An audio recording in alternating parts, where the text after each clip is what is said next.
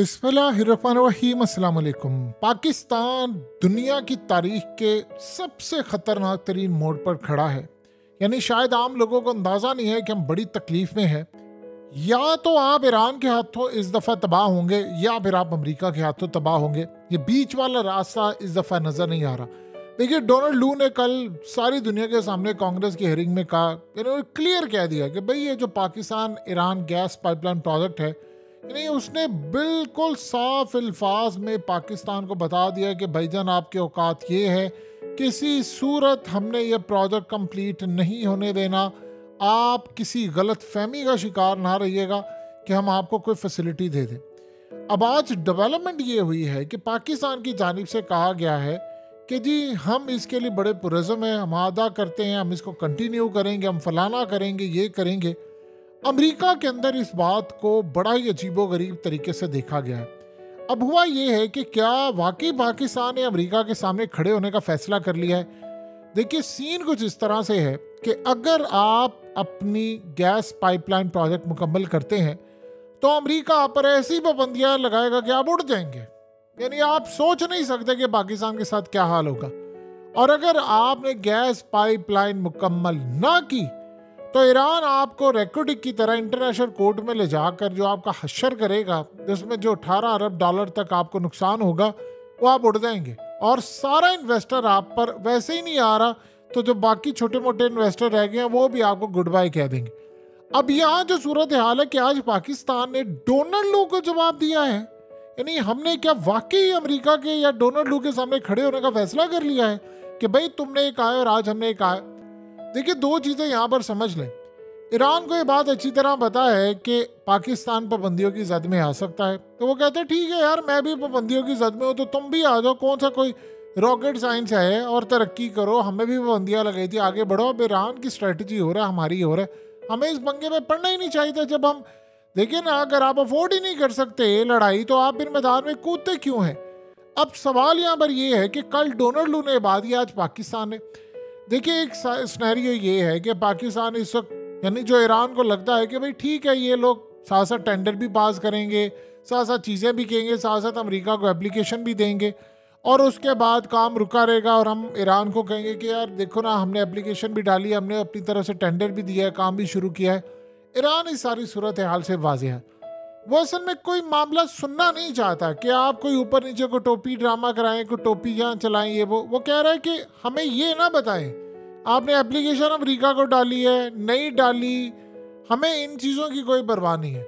आप पाइपलाइन मुकम्मल कर रहे हैं, गैस ले रहे हैं, यस और नो, हमें ये ना बताएं कि हमने अमेरिका को भी कहा हुआ है, साथ साथ टेंडर भी जारी हैं, साथ साथ ठीक है जी हम यहाँ पर कंस्ट्रक्शन भी कंप्लीट करें, और अमेरिका को साथ यहाँ पर ये भी सूरत हाल है कि ठीक है तुम डिले करते जाओ या फलाना, अमेरिका भी बीच वाला कोई रास्ता। वो कह रहे नहीं, मुझे या तो कंप्लीट चाहिए या नहीं चाहिए। कंप्लीट चाहिए तो फिर मैं इंटरनेशनल कोर्ट में नहीं जाऊंगा। अगर नहीं कंप्लीट होती तो ये ना मुझे कहना कि देखो हमने टेंडर पास किए हुए हैं, हमने डॉक्यूमेंट्स दिए हुए। क्योंकि आप अगर लेट से टेंडर जारी करते हैं, कंस्ट्रक्शन शुरू करते हैं, और आप इस सारी सूरत हाल में ईरान आपको ले जाता है इंटरनेशनल कोर्ट में, और कोर्ट में जाकर वो कहता है और आप कहते हैं देखिए ना हमने तो टेंडर पास किया, वहाँ पर ये नहीं होता। वहाँ पर वो आपसे पूछेंगे आपने पास किया, आप कंस्ट्रक्शन कंप्लीट कर रहे हैं, यस और नो, कर रहे हैं कि नहीं।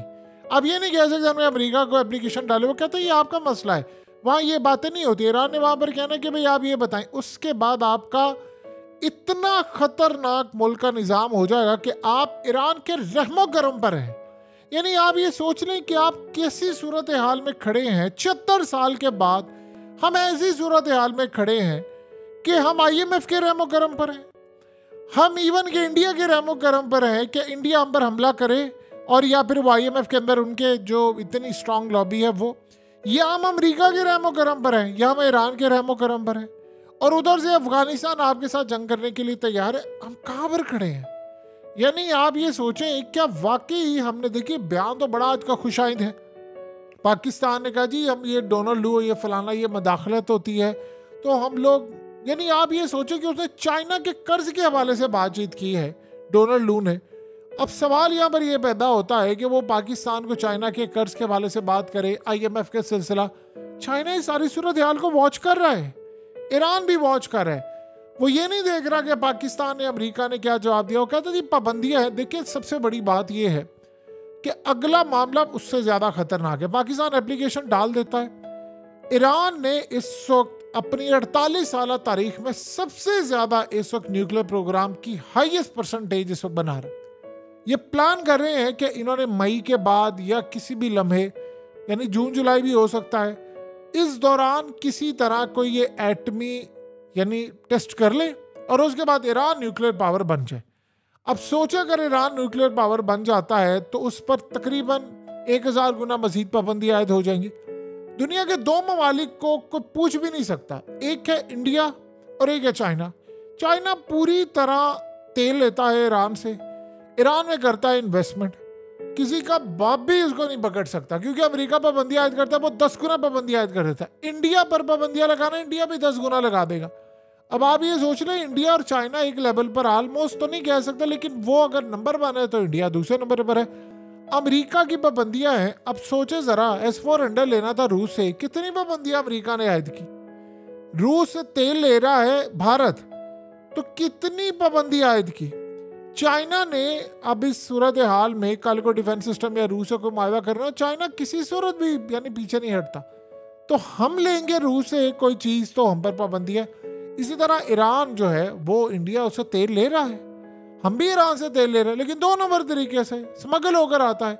लेकिन क्या ऑफिशियली हम ले रहे हैं, और जो स्मगल होकर आता है उसका भी अब हमको कोई फ़ायदा नहीं।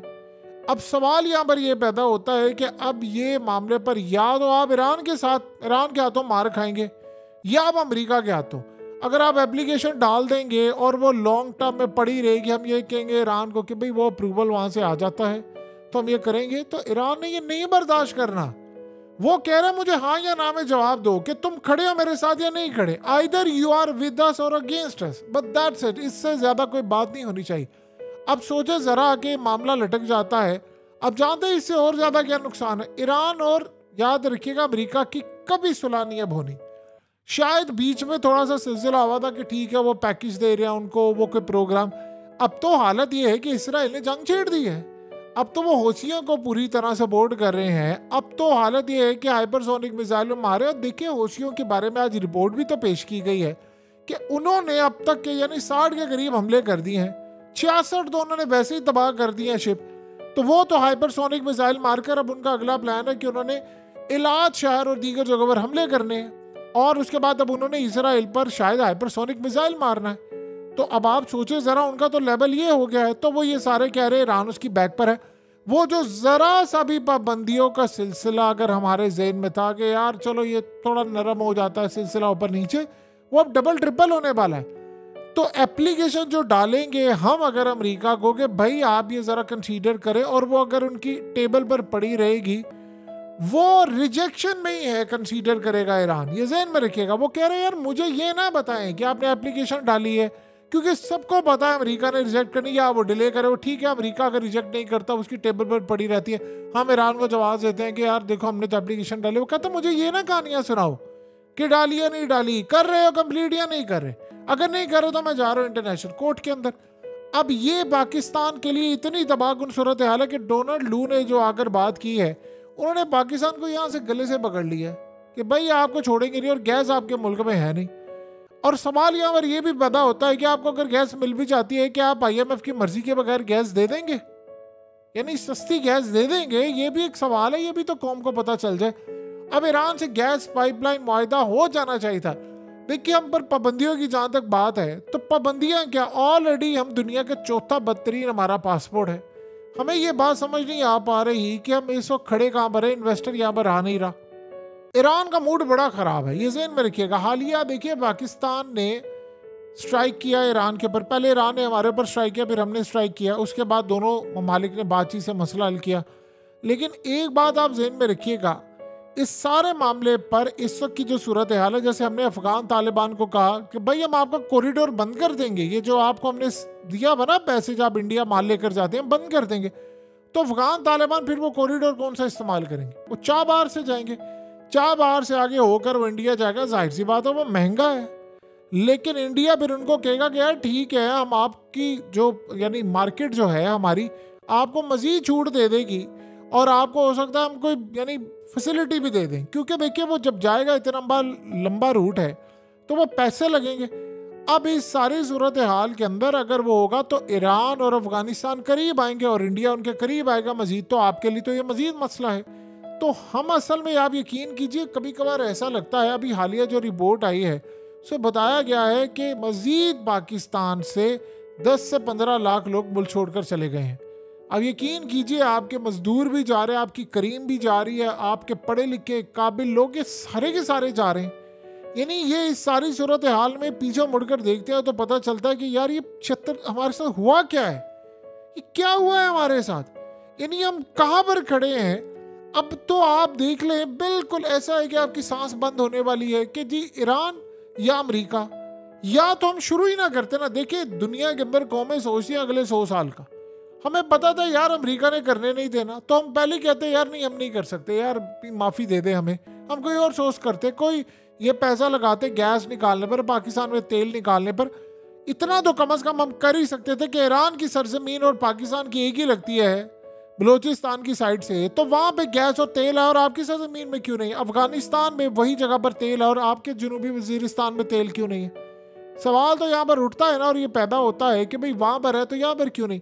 सो लिहाजा अब हमें इस बात को समझना है कि ईरान का मूड है बहुत ज़्यादा ख़राब, और उन्होंने पाकिस्तान को बड़े अच्छे खासे तगड़े अंदाज में कह दिया है कि हमने अरबों डॉलर्स लगाकर यहाँ पर। देखिए ईरान ने काम ये किया कि वहाँ की जो कंपनी थी जिसने वो सारी कंस्ट्रक्शन की है उसको पैसे दिए और उनको बिलियंस ऑफ डॉलर्स दिए। अब वो आगे काम बढ़ नहीं रहा, आगे चीज़ जा नहीं रही, और हर दिन गुजरता ईरान ने हिसाब रखा हुआ आज आपको इतना फाइन पड़ा, कल इतना पड़ा, वो आपको कैलकुलेट कर रहे हैं। आप जितना डिले करते जाएंगे, अभी उन्होंने कहा यानी 18 अरब डॉलर आपको नुकसान पड़ेगा, उन्होंने ऊपर लगाया पर डे के हिसाब से इतना नुकसान पड़ा। ये आप जितना डिले करेंगे 18 का 20, 20 का 25, 25 का 30, 40, 50 हो जाएगा, आपको पता भी नहीं चलेगा कि कितना हो गया। और अब इस वक्त हम ना चाइना को बीच में डाल सकते हैं ना हम किसी और मुल्क को डाल सकते हैं, लेकिन एक बात तय है कि ये बड़ी तबाहकुन सूरत हाल हो रही है।